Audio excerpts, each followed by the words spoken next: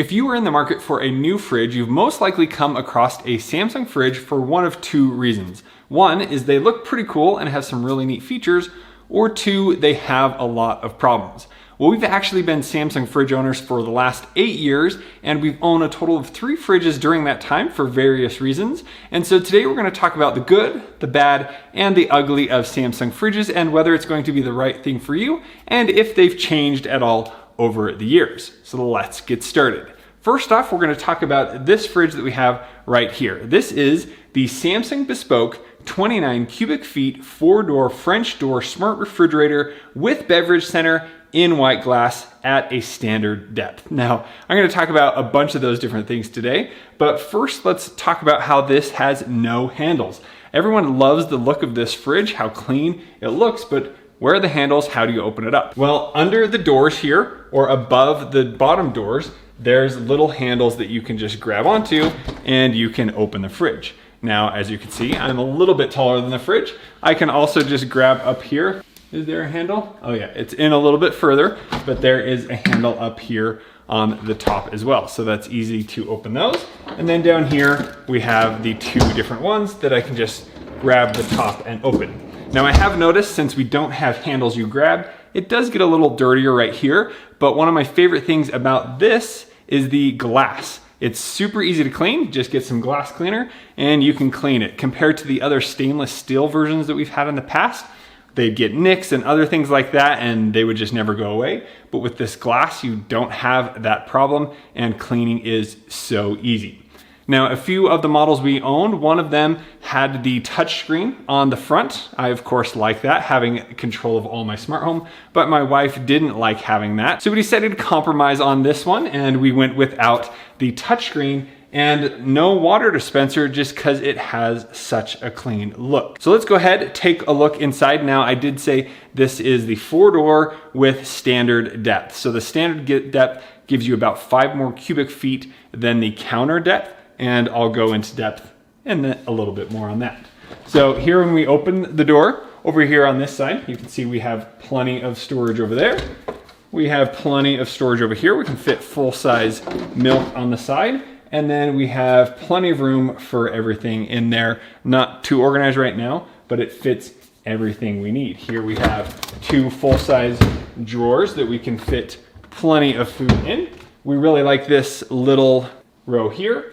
And then you have a really big row where you can adjust the height of this bottom one so you can make it go higher or lower, or maybe you wanted 2 short sections, you could bring this one down. So a few customizations there. And then right here, if you do have some beverages that are a little taller and won't fit over on the side, you can simply push this in and then you can stack a beverage right here. So if you had something taller, you know, glass bottles or whatever it may be, they would be able to fit here, no problem. And then you can simply slide that back. So that's kind of the main section there. Over on the door, you have 3 different sections. So you can move those up and down a little bit. And then over here, this one is the one with the Beverage Center. So we'll get to that in a second, but here you can like set your drinks. And then here we're just putting some condiments and other things like that. Then you have a small section there. Pretty cool. One thing you'll notice is this model does not have a freezer or ice maker up here in the top. So talk about that more. But now once we close it, where is the water? Well, it's hidden behind this. So down here at the bottom, there's a secret handle. I just have to pull and it opens that part. And now you have the Beverage Center. So let me show you that again. If we open this way, that's the fridge. And then if I press the secret handle down in the middle, it then opens to the Beverage Center. Well, what does the Beverage Center give you? Right here, you have your water pitcher. This is 48 ounces of filtered water, which is automatically filled up once you use it. So put that back in here. Or if you just want to simply fill up your water, you can get the water right from there. It's hidden, it's away, but still super easy to access. Now up here, you can easily grab those drinks if you put drinks in there. And then up here, you can grab the other things. So we haven't been using it too much for the drinks, but as you can see, we do have some in there now. So that is what you get with the Beverage Center. I know other models just have the water dispenser, but we like having all of that right there. So let's say I just finished my 48 ounce Nalgene bottle. I can easily grab the filtered cold water and fill up very quickly. Well, try not to spill there. So now I fill that up. It's much faster. Well, it's telling me I have it open too much. I fill it up, put it back in, shut the door, and then it will automatically fill all the way up. If you only use a little bit, it will also fill all the way up. It takes about 1 minute, and I just heard it kick on that it is filling that up. All right, we just heard that turn off. So now the next person comes, wants some water. Oh look, they have a fresh filled water that they can use. Now, a few things. This is not dishwasher safe, so do not put it in the dishwasher.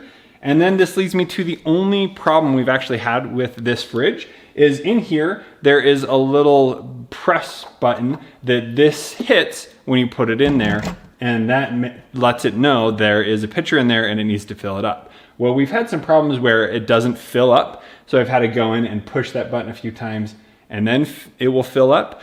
But actually I just 3D printed a little, like maybe 2 millimeters and put it on there, did a little sticky thing on there, and now it presses it all the way in so that it triggers that some water pitcher's in there and it fills it up, and we haven't had any problems since that. So they just need to modify that a little bit and that will work great. And just so you can see what the rate of this is. So it works, but it's definitely faster just to use the water pitcher. So there you go. That is the Beverage Center. Again, you go like this. That's the full fridge. And then I can separate this very easily. And it still works when the door's open. Pretty cool. So that is the main part of the fridge. Let's jump down here to the 2 bottom drawers. So here we have the snack drawer. So you can see there are 3 different components. It's got these little separators that can be moved in 3 different sections, but there's only 2 separators. And so we use this, we got some cheese, some meats, some jellos and yogurts and other things in here. So you can actually adjust how crisp this is, so what temperature the snack drawer is, but this has been great. The kids can easily grab a snack. It's a great height for them. And you could get this with only 1 drawer on the bottom, that's 1 bigger freezer, or I think it's 1 taller fridge. But we kind of like having the snack drawer here in the middle. It's worked really well for us. And there you can see the handle right here. You can grab it anywhere along the lines. Now, if you do have somebody in the snack drawer and somebody tries to open this, you could run into the problem where you're pinching fingers. So recommended only to use this or the main fridge at a time. So now let's head into the freezer. Again, you can grab anywhere, but right here in the middle, it has a little handle that helps push the freezer out where it activates this so it's easier to open. But here we can pull out the freezer. Over on the right side, here we have a little drawer that we can add different items. And then on the left side here, we have the actual ice. So this thing automatically covers there. And then here it comes with a little scoop to scoop out the ice. You can see somebody got some in the wrong spot. And then when you want your ice, just open this up. So here you have 2 sizes of ice. So automatically creates this larger size. And then here it creates a smaller size. Now I wouldn't say it's pebbled ice, but it is helpful in getting smaller ice into your drink. So we haven't ever ran out of this. We have a few people in the home that love using ice, and so far it has been plenty. When you do plug in the refrigerator, it does take a few days to get all the ice fully there, but it just keeps filling up and we use what we need. And that has worked out really great. You can remove this whole thing if you want to clean it out, and very easy to access. And we think it works great having the ice maker there. Now, if we keep going, we have 1 more level in the freezer down here. Here we have 2 more trays where we can enter everything. Oh, had it open too long. So then down here on the bottom, we have 2 more freezer trays that we can use to put all of our food in. Now we do have a separate freezer for more storage, but this is plenty for what we need on a weekly basis. And that is the freezer. Now heading back up into the right side of the fridge, you do have a few things here. It's telling you the fridge temperature. You can see the flex zone, and then there you can see the freezer degrees. Here you have a notification if you need to change the filter. I do need to change that. It's been about 6 months, so we'll go ahead and do that. Here it shows what the ice maker is doing. So it says cubed ice on and ice bites. So what they're called, they are on. And then here we have the auto fill pitcher is on. And then we have the door alarm on. Now this is all controlled through the SmartThings app. You connect the fridge through SmartThings, and then you can control all of those settings. So here in the kitchen, I have the refrigerator, and you can see it showed that the door was closed. Here I can set the fridge temperature. I have an option to power cool. So if I just cut up the watermelon, I want to cool it down, I usually turn that on. Here I have the freezer temperature. I can go to -8 to 5 degrees. Again, I have a power freeze option. Here is where I can turn on the cubed ice and turn on or off the ice bites. Here the flex zone, so that is the snack drawer here in the middle. Currently set to deli, but you have the option to set it as wine, or you can do beverage, you could do meat, or you could do soft freeze. This temperature is ideal for storing fresh meat, poultry, and fish, as the neutral moisture in foods is contained, preserving taste and freshness. So that's really cool that you can do that, but we're just gonna keep it here for the deli. And then down here, you do have some related services on things that you can use with the fridge. And then here at the top, under the 3-dot menu, you can edit the device name, which you would be able to adjust the name or the room it's in. You can even change the icon if you want to. Here you can go into settings, and you can adjust the Wi-Fi, or you could turn on Sabbath mode. This mode disables the lights, control panel, and other features. So that's cool that you have that. Or you can turn off the autofill pitcher. So if you don't want that on, you do have the option, or you do need to make sure you come in here and turn it on once you get the fridge for that to work. And then we have the energy management here. So this month, we've used a total of 23,654 watt hours. Last month we used 46,800 watt hours. And then here you can adjust to do peak demand. You have a few extra settings there, which is cool. And then here you have a defrost delay. So quite a few settings there in SmartThings. Let's go ahead and install a new water filter. Now you can pick these up from Samsung. You can get the genuine water filter, or there are some third-party ones that we've used in the past that do work just fine. Here it comes with an authentication tag. Attach the tag on the filter, place over the back of the magnet provided in the box. Green stripes should appear. So there we got some green stripes, so we know this is authentic. So to change the water filter, you have the slot right here. So you just pull this up. Now you will need to unlock this. So we're just gonna pull it to the left and then all the way down. There we go. Now with the new one, we're just gonna pull off the cap, and you're gonna slide it in with this horizontal. You're gonna push in and turn. And there we go. It should sit flush, and then our filter has changed. And now we need to dispense about 2 cups of water from the dispenser.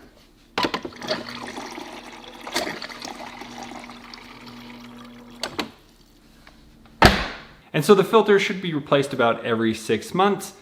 Pretty low maintenance. So as you can tell, I'm a pretty big fan of this fridge. Now, one thing I want to talk about is standard depth versus counter depth.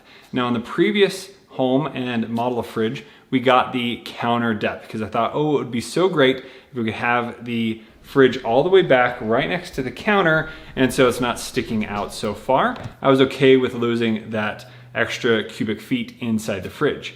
Well, I didn't know that I didn't measure properly.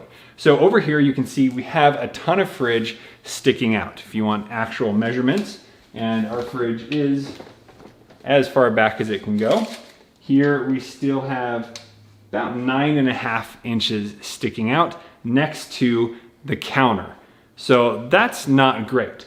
Well, over here on this side, we have a wall, and it's only sticking out 5.5 inches from that wall. So what's the big difference? Well, over here with the wall, that makes this a place where you don't want to have counter depth. If you do have a fridge where on both sides of the fridge are counter like this, that's only 26 inches deep, then I would consider doing counter depth. But the problem with the Samsung fridges is the doors, when they open, if you don't have enough space, they'll hit the wall and then you just have to pull out the fridge. So here, when I open this up, you'll see it comes back to here, and then if I keep opening, it takes up more space. So let me show you on the other side. So there we are, about 5.5 inches. And then as I open the fridge here, there's barely an inch left. So if I would have gone with the counter depth here, I would have had to pull the counter depth all the way out this far so that I could open the door, because this was in the way, and I would have just had a big gap at the back of the fridge, and then all of that would have been wasted. So highly recommend going with the standard depth unless you really, really want to have a super slim fridge with counters on both sides. If you have a wall like this, do not get the counter depth, as you're gonna be losing a bunch. And we love having that 5 extra cubic feet of space inside the fridge. We have a family of 6. It is able to have everything we need in there and a little bit more, but the counter depth was getting a little too small when we had that. So that's the difference, and what you need to know about that. It's all because of these doors that you need to worry about that.